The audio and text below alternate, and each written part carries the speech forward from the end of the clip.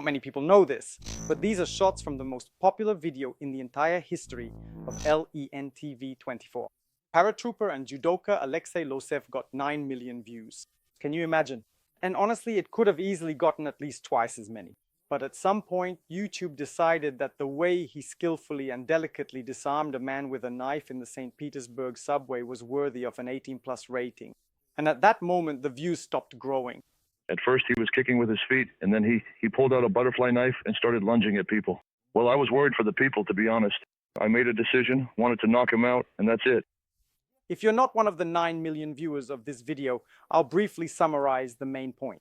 The St. Petersburg resident Dmitry was not allowed into the Komendantsky Prospect station by the metro security because he was behaving, well, somewhat suspiciously. So Dmitry decided to go all the way.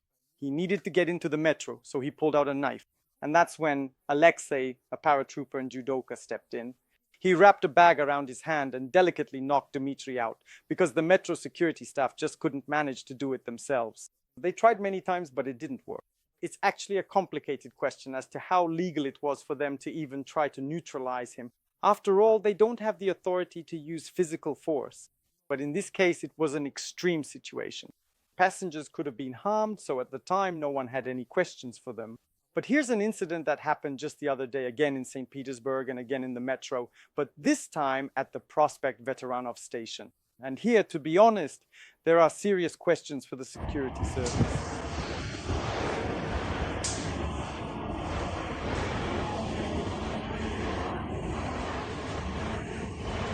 Two security service employees pinned a minor to the floor because he jumped over the turnstiles.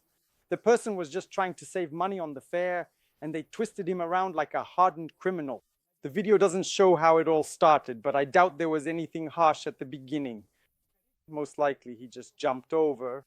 They caught him and he tried to break free, so they all ended up falling to the floor.